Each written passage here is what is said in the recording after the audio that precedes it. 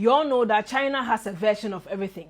I'm about to tell you about a Chinese crypto queen and how she pulled a £5 billion Bitcoin scam, which affected over 128,000 people. Beyond this story, and buried at the end of it, I have 3 powerful lessons that can literally save your life. So let's delve right into it. Now, this story started somewhere in 2014 in China. This woman, her name is Zhu Mingqian. Now, Zhu Mingqian in 2014 started an investment company. This was what she was selling. She said her company basically invests in high-tech health products and also mines cryptocurrency. Now, her strategy was to target middle-aged people to very elderly people. So these are people who have huge savings and their pensions. Now, 128,000 people bought this story and invested. This is how she was able to lure them more. Now, every weekday, she will pay about £10 into your account for about 6 months, and after that, you could get as much as £70 per day. This really, convinced a lot of people to even borrow money to invest more. The additional layer she added was, of course, network marketing, where when you refer people, you'll be able to earn more commissions and bonuses and all that.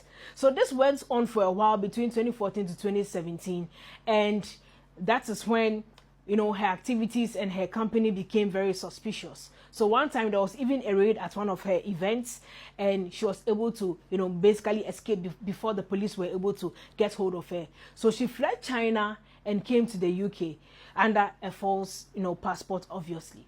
Now, when she got to the UK, that is when she had to blow the money, right? So she was living a very luxurious life, buying houses, jewelry, basically living off all the money that she had. So the money she got from the investment, she converted them into Bitcoin, which was about 61,000 Bitcoins at the point of her arrest. And not only that, there were many stashes of cash found around her when she was arrested. Now, how did the arrest really happen? So when she got to UK, she started to spend the money, and of course it was in Bitcoin, so she had to basically convert it into cash. She had 2 people to help her. So these 2 people basically helped her convert the Bitcoin into cash to buy jewelries, houses, and all that. But there was one particular attempt to buy this building, right? And then she couldn't really explain the source of the Bitcoin because she wanted to actually pay for that house in Bitcoin.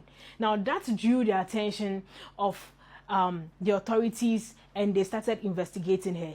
Now, this particular investigation and all that took about 7 years before she was rounded up one time, and then that is her. She was lying cozy in her bed, and then she was basically arrested. So, I mean, the good news is that at least these Bitcoins have been seized, and hopefully all these victims can actually get their money back. And according to the UK authorities, this is one of the largest money laundering schemes that have been uncovered. And the most insane part is, in one of her writings in her notebooks, about 2008 Bitcoins, she said, are missing. Beyond that £5 billion worth of Bitcoins and all the other stash that were found around her in terms of cash and all the luxury houses that she has gathered, she had lost about 2008 Bitcoins. And that is really, really crazy. So what exactly are the lessons from this story? 1, crypto is not a scam, and crypto is not a weapon for criminals. The truth is that crypto leaves traces. Crypto is highly traceable. It is even more traceable than even fiat currency, right? And very, very open. So people should just forget hiding behind cryptocurrencies to think you can conduct very, very shady deals and do some scams and all that, and no one can find you. Crypto leaves traces, right? There have been so many stories of criminal, activities, and then gangs and all these online, scams, and these funds have actually been traced and seized. Forget trying to use crypto as like a criminal weapon, because crypto is traceable and you can be found. 2, Ponzi schemes will never go away. You need to be wise. Now, you hear a company offering you 10% a day, 5% a day, 1% a day, very, very ridiculous offers. And one thing that has always affected people is greed. Greed will always lead you to lose your money. People have lost their lives from putting all their life savings in Ponzi schemes. So these things are Ponzi schemes. It is not that crypto, they have scammed you or crypto is a scam. No, you invested in a Ponzi scheme and maybe the tool that was used for exchange was cryptocurrency. So please beware of Ponzi schemes. Ponzi schemes have come and have gone. It is a cycle. Just as you are expecting the bull run and all those cycles you have been talking about in crypto, when it comes to Ponzi schemes, there are cycles. There will be a new form of Ponzi scheme that will come that will wow you and will also cause you to lose all your money. So beware of that. And number 3, when it comes to money laundering, in most jurisdictions and according to the case, there is nothing like I didn't know. So you can't be like, oh, it's just my friend. I was just helping my friend move crypto to cash or something. You can't give any reason and just say, I don't know, and you'll be free. In this case, Zumin's accomplices were also given sentences because they basically helped her move the Bitcoin into cash to acquire these luxurious properties and jewelries and all.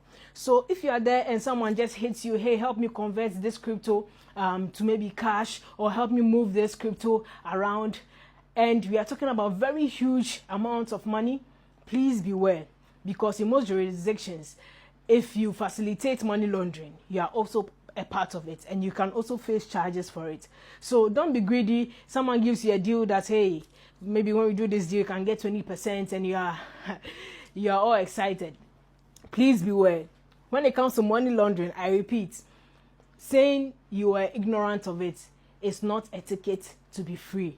So be careful out there when it comes to moving large amounts of money. Question the source. Questioning the source is better than not questioning it at all. So always question the source of the money, and then be also cautious about the kind of deals that you involve yourself in, because not all that glitters is gold, as they say. So I hope you learned a little bit about this Chinese crypto queen and all the lessons that came with it. You need to stay safe out there in your dealings with cryptocurrencies and everything that is around it. This was for educational purposes and not financial advice. See you in the next one. Cheers.